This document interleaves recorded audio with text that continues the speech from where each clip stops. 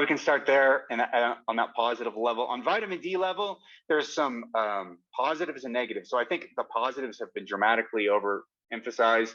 It's been mostly done on the basis of observational data that are probably not. It's hard to get into the details here, but it's probably not indicative of the actual real effects of vitamin D on health. That said, I think there might be some immune benefit to vitamin D, especially with respect to cancer risk.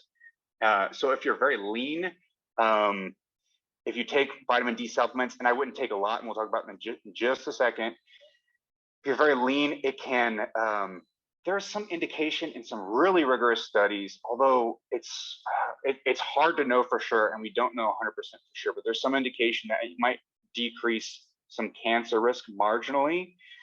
The downside of vitamin D supplementation, however, is that it may reduce your bone mineral density. So at higher dosages, even as low as, even as low as, it's either 4,000 or 2,000 international units. It might be 4,000. Yeah, it's 4,000 international units.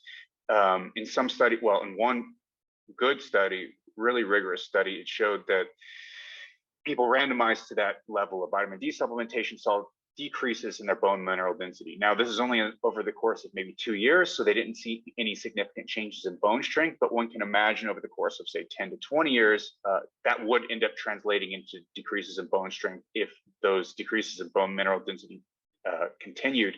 And it does seem to be the case that they do. So over the course of the study, people in that group kept having reduced bone density over time, bone mineral density over time, and the same thing goes for a group that was assigned to 10,000 international units. So what do I do? So for me, I started out deficient in vitamin D. That's why I became really interested in it. I don't know the units in Ireland, but I started out like really, really low in the single digits for the units that we use over here. So I ended up having to supplement. But I think that one shouldn't be too aggressive in supplementation. So for me, I do 2,000 international units, and I think that works out well for me. But I also have really, really high bone density because I've been doing weight training for a really long time. So people who have been doing weight training for a really long time and they have high bone density, I think vitamin D is a relatively safe bet. It's not going to produce dramatic benefits across the board in health that many people will promise, but there may be some small benefits to, for example, cancer risk, maybe some mood and emotional benefits potentially if you're deficient, if you're starting out on a deficient basis.